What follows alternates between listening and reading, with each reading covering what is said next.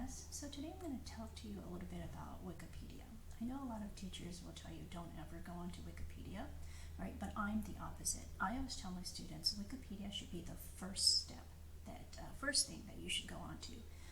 And the reason why is when you do a research, right? Let's say your topic is stem cells, right? And so you type in stem cell and you get a million results. And it's really hard for you to do research if you don't know much about your topic. And so that's why I always tell my students to click on Wikipedia and read through what Wikipedia has to tell you about your topic so that you kind of get an overall idea about your topic. So the more you know about your topic, the better researcher you're going to be.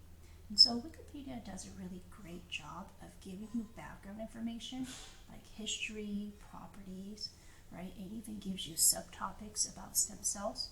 And so just glance through all of this, right?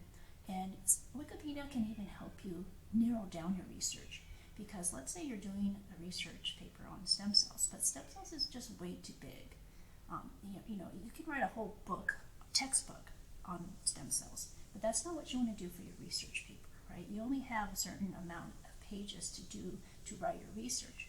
And so maybe by going onto Wikipedia, you can say, you know what, I am going to narrow it down to lineage, right? Or maybe you want to narrow it down to something else. Like maybe you want to do it on the disadvantages of the therapies.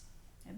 And so again, read through what Wikipedia tells you, okay, to help you understand the background information and to help you narrow down your research. Another thing that you can do, because you can't use Wikipedia as your source.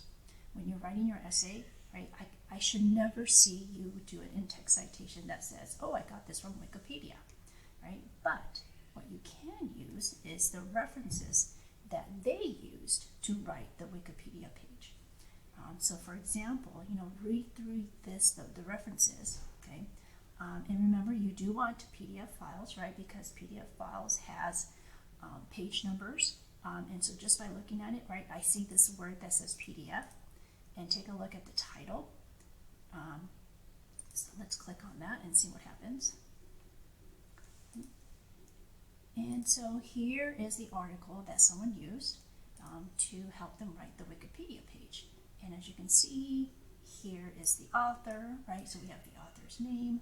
And does it have page numbers? Yes, it does. It has page numbers.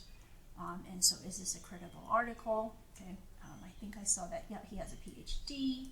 Right, and he works at this university hospital. So yes, this looks like a good source that maybe you can use. Okay, so again, look through the references, okay, and see which ones you might be able to use, right? And so click on it, and hopefully, things that you can find. Okay, this site's not good. Could be used for your research paper. Okay? So again, this should be the first site that you go on to when you're doing your research, to help you get the background information and to maybe even help you find sources.